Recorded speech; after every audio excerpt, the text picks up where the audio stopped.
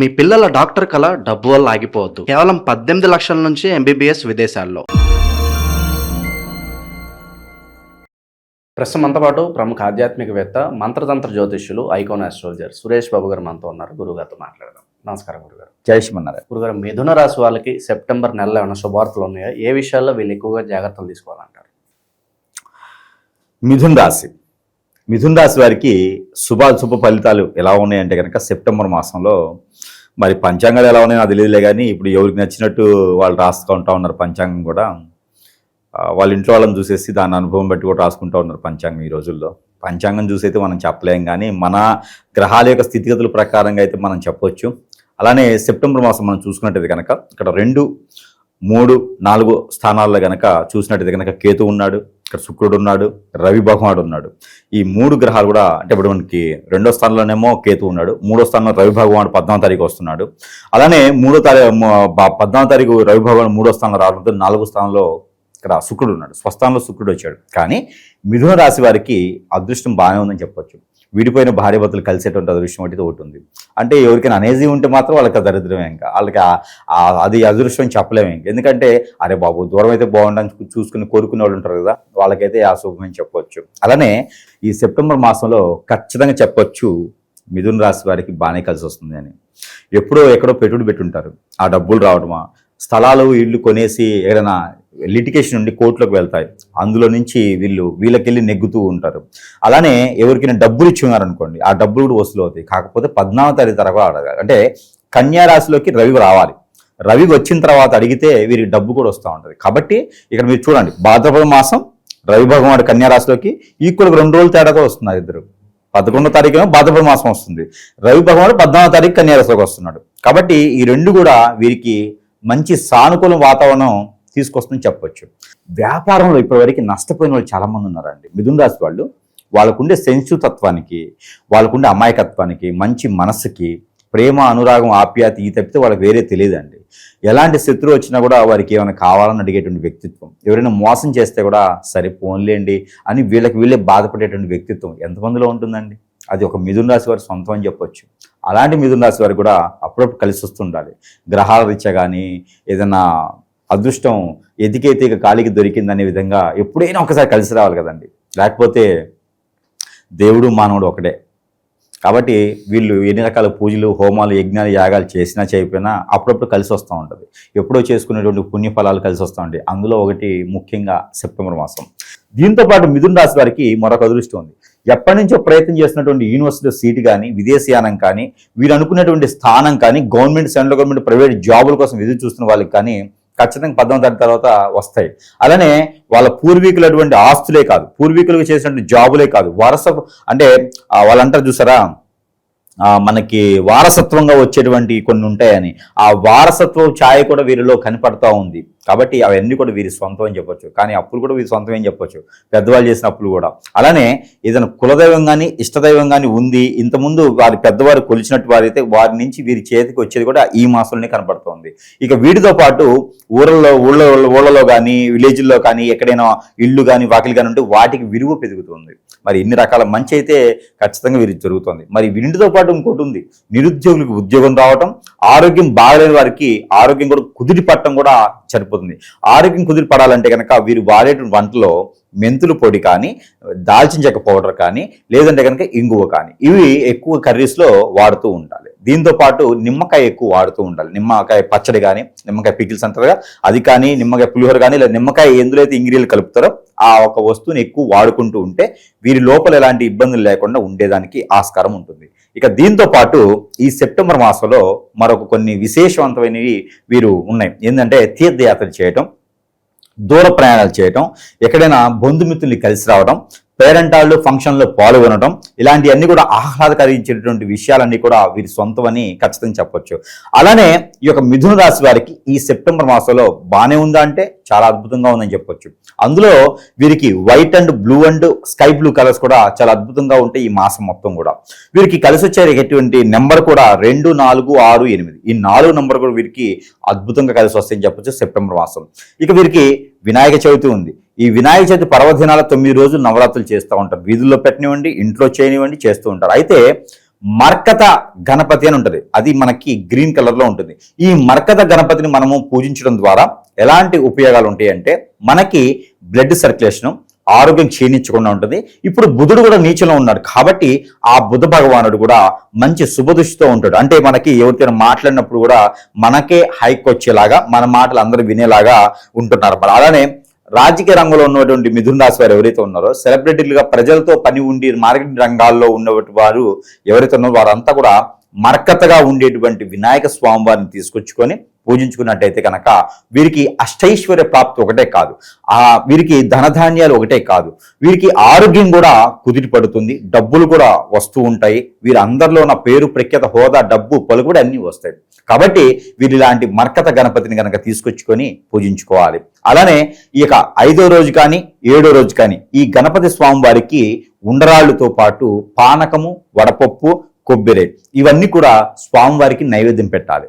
లేదా చక్కెర పొంగలి ఇవి కనుక స్వామివారికి నైవేద్యం పెట్టారనుకోండి, ఇక వీరికి ఎన్ని రకాల ఇబ్బందులు వచ్చినా కూడా ఆ స్వామి చూసుకుంటూ ఉంటారు. కాబట్టి ఇక్కడ మద్యం తాగడం కానీ, మాంసం తినడం కానీ ఈ నవరాత్రుల్లో మిథున రాశి వారైతే కనుక ఖచ్చితంగా చేయకూడదు. కాబట్టి పవిత్రంగా పూజించుకోవాలి, పవిత్రంగా నిమజ్జనం చేసుకోవాలి. ఇలా చేసినట్టయితే కనుక మనం అనుకున్నట్టయితే ఖచ్చితంగా జరిగేదానికి ఆస్కారం ఉంటుంది. పెళ్లి కానిటువంటి వారు, అంటే ఒక్కసారి కూడా పెళ్లి కాని వారికి కాలసర్పదోషం, నాగదోషం, కుజదోషాలు కూడా కొంతమేర తగ్గుతాయి. ఎప్పుడు ఈ మరకత లింగాన్ని పూజించుకోవడం ద్వారా, మరకత ఆ వినాయక స్వామిని పూజించుకోవడం ద్వారా. ఇకపోతే చాలా మంది అనుకుంటారు, గురుగారు మీరు ఇంత గొప్పగా చెప్పుకున్నారు, చాలా అద్భుతంగా ఉంది వింటుంటే, కానీ మా జాతకంలోనే ఎందుకు పేరు బలంగా కానీ, నక్షత్ర ప్రకారం కానీ, గోచార ప్రకారంగా కానీ, దశల ప్రకారం కానీ, అంతర్దశ ప్రకారం కానీ ఎన్నో రకాలుగా మేము పుట్టిన దగ్గర నుంచి తిరగని గుడి లేదు, వెళ్ళని మెట్టు లేదు, తెలియని స్వామి లేడు, చెయ్యని పూజ లేదు, కానీ మా బతుకులు ఎందుకు నాయన ఇలా ఉన్నాయంటే ఒకటి గుర్తుపెట్టుకోవాలండి. మనకి చేయకపోయినా మన పేరెంట్స్కి ఎవరైనా చేసి ఉంటే అప్పులు, ఆస్తులు ఎలా అయితే పిల్లలకి ఇస్తారో వారి పైన జరిగినటువంటి చాతబడి, హిప్నటిజం, బాగల్ముఖి, భానుమతి, యక్షిని, స్పిరిట్, మందు పెట్టడం, మందు తీయటం అలాంటివి ఏవైతే ఉన్నాయో వారికి తనంతరము పిల్లలకు కూడా వస్తుంది. ఇది బాగా గుర్తుపెట్టుకోవాలి. నేను ఏ పాపం తెలియదండి, నేను పుట్టిన కాంచి విదేశాల్లో ఉన్నాను, నాకెవరండి చేస్తారంటారు చాలా మంది. కానీ బాగా గుర్తుపెట్టుకోవాలి ఏంటంటే కనుక మన పేరెంట్స్కి జరగడం ఒకటే కాదండి, మన తాత వాళ్ళకి కానీ, మన ముత్తాత వాళ్ళకి కానీ, మన వంశంలో ఎవరికైనా ఇబ్బంది అయ్యింది, స్త్రీ దోషం ఉంది, ఆ దోషాలతో వారు ఇబ్బంది పడ్డారని ఎక్కడైనా తెలిసి ఉన్నా కూడా ఆ ద్వారా వాళ్ళ పిల్లలకు కూడా వస్తూ ఉంటుంది. ఎందుకండి పుట్ట పాములు కానీ, ఇంట్లో పాములు ఉంటాయి కదా, పాములను చంపినా, వేప చెట్టు నరికినా, అలానే కొన్ని చెట్లు ఉంటాయి, రావి చెట్టు కానీ, వేప చెట్టు కానీ, వేళగాని వేళలో ఏలేల పెడితే అలా నరికేస్తాం అనుకోండి, ఆ పాపం కర్మం మనతో పాటు కాదు మన పిల్లలు కూడా బిద్ది. జాతకం బాగున్నా కూడా పెళ్లిళ్ళు అవ్వవు, ఎన్నో రకాల ఇబ్బందులు పడుతూ ఉంటారు. తెల్లపొడి వస్తూ ఉంటుంది చాలా మందికి. తెల్లపొడి ఎలా వస్తుంది తెలుసా అండి? యాప చెట్టు నరకటం వల్ల వస్తుంది. ఇంట్లో రావి చెట్టు, యాప చెట్టు కలిసి ఉన్నాయి అనుకోండి, ఆ రెండు నరికేయండి, ఖచ్చితంగా తెల్లపొడి వస్తూ ఉంటుంది మన బాడీలో. మనకి అర్జున అంటారు అన్నమాట. అర్జున అంటే మన హార్ట్ అర్జున అంటాం. మన హార్ట్ ప్రాబ్లం వచ్చి ఎవరికైనా లంగ్స్ పాడైపోయి, స్ట్రెంత్ పాడైపోయేసి వారికి బ్రీతింగ్ ప్రాబ్లం వస్తూ ఉంటుంది. మీరు ఎప్పుడైనా గమనించారా? ఆస్తమా లాంటిది వస్తూ ఉంటుంది, గమనించారా? మన తోటలో కానీ, మన పెరట్లో కానీ మామిడి చెట్టు నరికేసాం అనుకోండి, ఏలగాని వేళ పూజ చేయకుండా, ఏం చేయకుండా తోటలో వేసేది వేరు, మన ఇళ్లలో వేసుకొని నరికేసాం అనుకోండి, మనకి ఈ హార్ట్ ప్రాబ్లం వస్తూ ఉంటుంది. అలానే ఇంట్లో సుతులు లేకుండా అందరిని బయటికి పొమ్మని చెప్పేసి ఇంట్లో పాడుపడిపోతూ ఉంటారు. ఆ ఇంట్లో ఎంత చేసినా ఎదగకుండా ఉంటారు, వేరే వాళ్ళని చేతులు పెడతా ఉంటారు, వాళ్ళు వచ్చి అప్పులు బాధపడతా ఉంటారు. ఇంట్లో జామ చెట్టు నరికేస్తే వస్తూ ఉంటది. చూసారా, మనం ఎవరినో పాపం చేశారో ఎవరో వచ్చి చేయడం కాదు, మనకే తెలియకుండా చేసేటువంటి కొన్ని పనుల వలన కూడా మనకు ఆ కర్మలు ఎంటబడతా ఉంటాయి. ఇంట్లో తెలిసి తెలియక పామును చంపడమా, అక్కడ నా పొలాల గట్ట పామును చంపడం అయితే కాలసర్పదోషం వస్తూ ఉంటుంది. మన బాడీలో తెలియకుండా మచ్చలు పడతా ఉంటాయి. మొంగు అంటారు, మీకు ఐడియా ఉందా? మొంగు, కాలసర్పదోషం ఉన్నా కూడా మొంగు వస్తూ ఉంటుంది ఒక్కోళ్ళకి. మరి ఇవన్నీ కూడా చిన్న చిన్న విషయాలే కదా, కానీ ఇవన్నీ ఎందుకు వస్తున్నాయి? మనకి ఏ పని ముందుకెళ్ళదు. ఇవన్నీ కూడా గ్రహించుకోవాలి. మనకు వచ్చే ప్రతి సమస్యకి ఒక కారణం ఉంటుంది. ఆ కారణానికి పరిష్కార మార్గం కావాలంటే ఖచ్చితంగా సురేష్ గారిని సంప్రదించాలి. ఎక్కడో దరిద్రమైనటువంటి వ్యవస్థ దగ్గరకో, లేదా గంగిరెద్దుల్లా అడిగేటువంటి గురువు వ్యవస్థ దగ్గరకు కాదు. నిజంగా గురువులు ఉన్నారు, వారు మీకు మంచి చేశారు అంటే నేను కూడా నా తరపు నుంచి కూడా వాళ్ళకి నమస్కారం చెప్తా. లేదు కాదు కూడదంటే కనుక చివరిగా సురేష్ గారి దగ్గర రావాల్సిందే ఖచ్చితంగా అందరికీ. వస్తే వారి సమస్య ఏముందో ఆ సమస్యకి పరిష్కార మార్గం చూపించే విధంగా ఈరోజు మన దగ్గర మంత్రము, తంత్రము, యంత్రము, యాగము, యజ్ఞము, హోమము, వాటితో పాటు అగ్నిహోత్రము, వారికి సమస్య పరిష్కారం అవ్వాలి. మల్టీ స్పెషాలిటీ హాస్పిటల్గా కాబట్టి మల్టీ స్పెషాలిటీ హాస్పిటల్ డబ్బులు తీసుకోం, కానీ పని మాత్రం చేస్తాం. ఖచ్చితంగా వారికి చేసేటువంటి విధానం ఖచ్చితంగా ఉంటుంది, చేసి తీరతాం. పని చేసేదానికి సిద్ధంగా ఉన్నాం, మరి వచ్చేదానికి వాళ్ళ దగ్గర ధైర్యం ఉంచి రావాలి. అలానే మరొక విషయం, ఈ రోజున భార్యాభర్తలండి ఎంతో మంది ఈ చిన్న చిన్న విషయాలకు కూడా, కూరలో ఉప్పు చారలేదని, అలానే బట్టలు ఉతకలేదని, చిన్న చిన్న విషయాలకు కూడా ఎదురు రాలేదని, ఇలా విడిపోయేటువంటి వ్యవస్థ ఈ రోజు మనకు కనిపిస్తూ ఉంది. సినిమా తీసుకెళ్లేదని, ఎన్నో రకాల సమస్యలతో అదొక వంకలుగా ఏర్పడుతూ ఉన్నాయి. కాబట్టి అలాంటి ఎందుకు జరుగుతూ ఉన్నాయి? భార్యాభర్తల బంధం ఎంతో మంది దీవిచ్చి స్వర్గలోకలు నిర్ణయించబడుతున్నాయి అంటారు సంబంధాలు. మరి ఏమైతుంది ఈ రోజున? 1-4 సంబంధాలు కుదిరిస్తున్నారా? మరి ఎక్కడ కుదురుతున్నాయి సంబంధాలు? 4 పెళ్లిళ్ళు అయిన తర్వాత, 3 పెళ్లిళ్ళు అయిన తర్వాత మరి 3 పెళ్లిళ్ళు స్వర్గలోకలు కుదిరిచ్చారా? మన దరిద్రం అది. ఇవన్నీ కూడా గ్రహించుకోవాలి. ఎక్కడ మనం లోపం పడుతున్నాం, ఎక్కడ మనం తాపం పడుతున్నాం, ఎక్కడ మనకి అడుగంటిపోతున్నాం, ఎక్కడ మనకు ముందుకు రావట్లేదు, ఇవన్నీ కూడా గ్రహించుకుంటే చిన్న చిన్న లోపాలు మనకు తెలుస్తూ ఉంటాయి. ఆ లోపాల పరిహారాలు మన దగ్గర దొరకపోవచ్చు, కానీ సురేష్ గారి దగ్గర ఖచ్చితంగా దొరుకుతాయి. కాబట్టి సంప్రదిస్తే వారికి ఉన్న సమస్య పరిష్కారం చూపించవచ్చు. మరొక విషయం, వారికి షరతులు వర్తించబడును ఒక నియమంతో, షరతులు వర్తించబడును అనే ఒక నియమంతో ప్రతి ఒక్కరూ కూడా ప్రతిరోజు కూడా ఒక మనిషి కోటీశ్వరుడయ్యేలాగా మనం ఒకటి తీసుకొస్తున్నాం, ప్రణాళిక చేస్తున్నాం. ఆ ప్రణాళికలో భాగంగా ఎవరికైనా సరే నిజంగానే సమస్య ఉంది అంటే కనుక వారి పేరుని నమోదు చేసుకుంటే మన టీం వచ్చి వారిని చెక్ చేసి నిజంగానే వారికి సమస్య ఉంది అంటే గనక వారిని ఒక రోజులో కోటీసుని చేసేటువంటి పూచీకత్తులు పూర్తిగా మన వంతుగా తీసుకుంటున్నాము. ఇందులో ఏ పార్టీ కానీ, ఏ పరపతి కానీ ఏదీ లేదు. స్వయంగా మనం ఇచ్చేదానికైతే ఉంది కాబట్టి దానికైనా సరే వారి పేరుని నమోదు చేసుకోవచ్చు. ఇందులో ఒక పల్లవాడున్నాడా, 6 సంవత్సరాల బాలుడికైనా, 60 సంవత్సరాల వృద్ధుడికైనా సరే వర్తిస్తారు. కాకపోతే కొన్ని షరతులు మాత్రం వర్తిస్తాయి వారికి. దాంతో పాటు ఏదైనా పరిహారాలు చేసుకోవాలంటే కనుక ఎలానా వినాయక చవితి ఉంది.